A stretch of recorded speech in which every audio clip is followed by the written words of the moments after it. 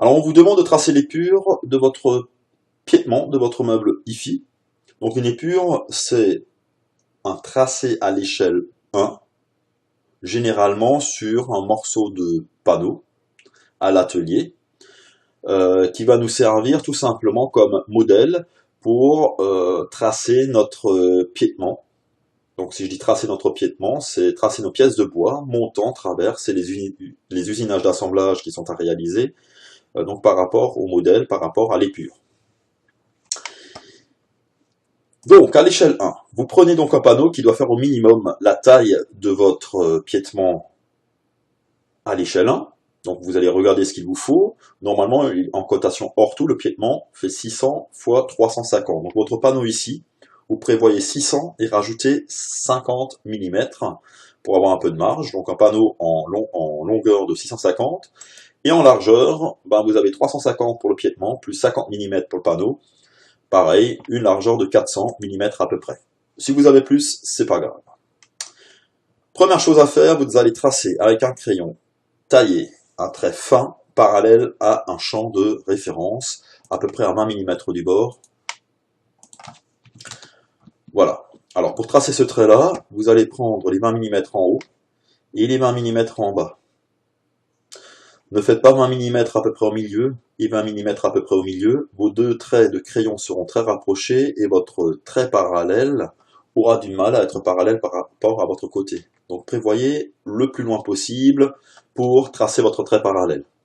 Vous allez également vous munir d'une règle qui peut être en bois ou en réglé de 1 mètre pour tracer proprement votre trait sur toute la longueur. Ensuite, vous allez faire pareil pour votre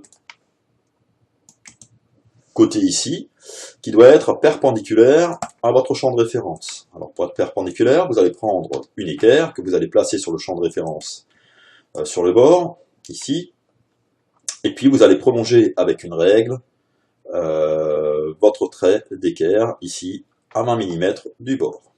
Normalement, vous devez avoir deux traits bien perpendiculaires ici. Après, vous allez tracer les cotations hors tout de votre meuble.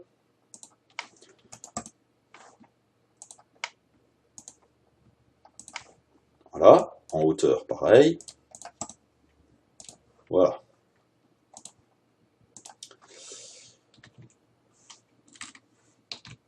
Donc en hauteur, on a 600 mm et en largeur, normalement, 350. Une fois que vous avez tracé ça, vous me tracez la largeur des montants. Donc, alors, montant gauche.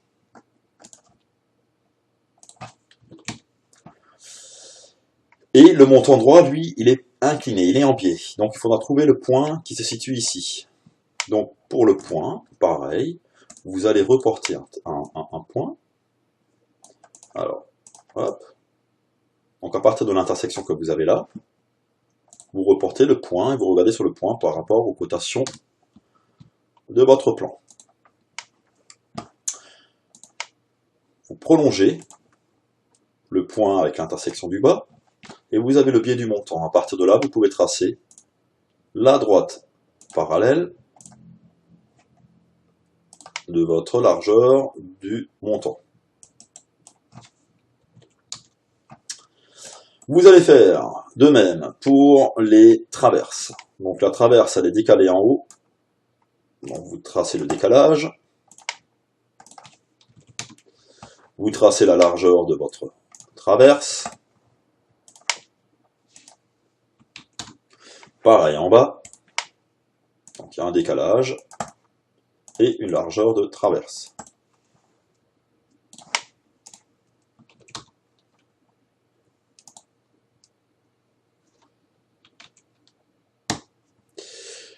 Voilà, une fois que vous avez fait ça, vous avez fait les traits d'esquisse. Maintenant, il suffit de reporter les assemblages là-dessus. Donc les assemblages, ce sont les tenons mortaises que vous allez réaliser. Alors pour les tenons mortaises, vous allez faire ce qu'on appelle donc un épaulement, et vous allez faire un épaulement de 5 mm pour votre tenon, donc 5 mm en bas et 5 mm en haut.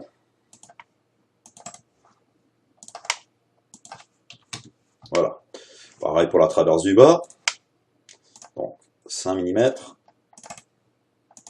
et un épaulement de 5 mm.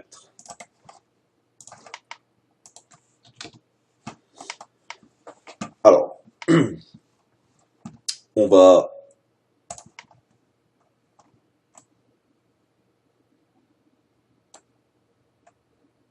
donc enlever le surplus du trait. Voilà, comme ça vous verrez mieux.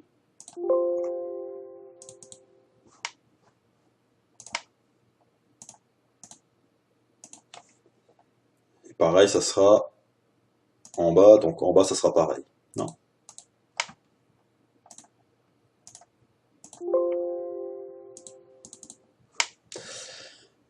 La profondeur de votre mortaise,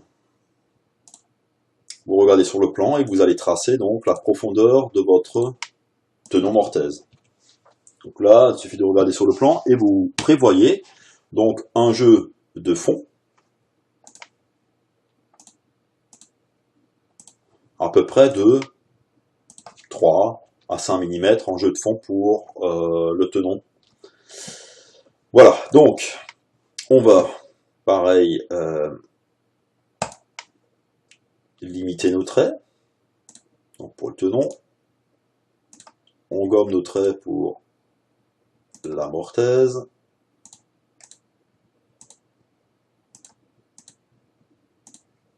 Voilà. Puis là, pareil. Voilà. Voilà votre tenon mortaise pour la traverse. Alors pour le côté, ici, hop, il faudra donc tracer pareil, en partant du montant.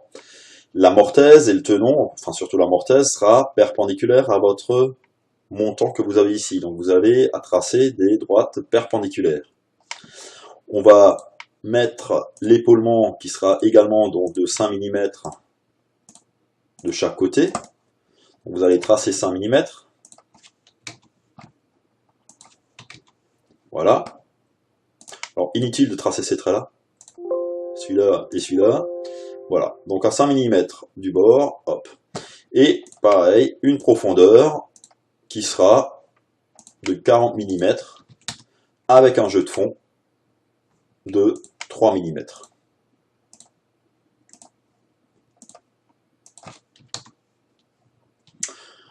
Alors si je gomme tous mes traits, ça sera pareil que avant, donc j'ai le tenon et ma mortaise.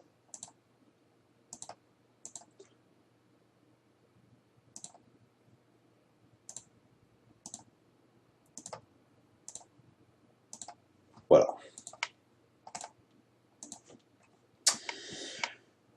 Je fais pareil donc pour mes traverses en bas. Alors, je vais enlever ces traits là, comme ça sera plus simple pour vous. Vous allez faire le même assemblage que j'ai tracé en haut, vous allez les tracer donc en bas, à gauche et à droite. Il suffit après aussi d'effacer les traits de crayon et de les réajuster. Donc par rapport à mon montant, donc celui-là il était bon, il va donc de là à là. Pour celui-là pareil, il va du haut jusqu'en bas, du haut jusqu'en bas, et ici donc de ce trait-là jusqu'à ce trait-là. Pour ma traverse, donc là il faudra donc d'abord tracer les tenons mortaises, mais l'arasement se situe de là à là, et ici de là à là.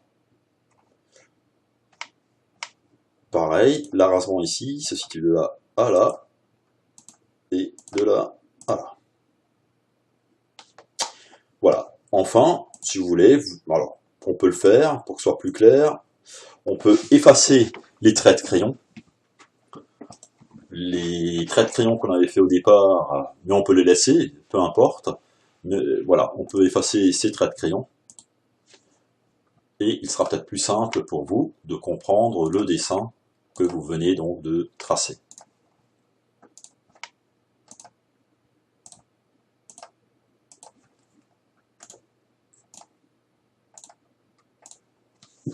Voilà votre épure.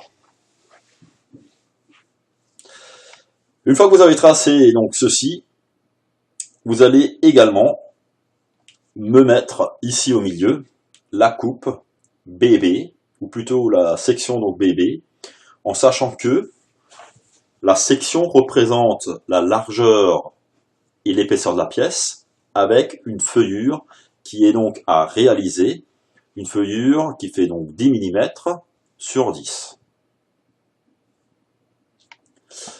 Alors, pour faire ce croquis-là, pareil, vous allez me tracer une parallèle, peu importe où, ici, en plein milieu. Cette parallèle, comme c'est la section de ma pièce, elle aura comme largeur la largeur de ma traverse ici. Et puis en épaisseur de ma pièce, vous tracez l'épaisseur de votre pièce qui est de 33 mm. La feuillure, donc, une droite parallèle de 10 mm et une droite parallèle de 10 mm.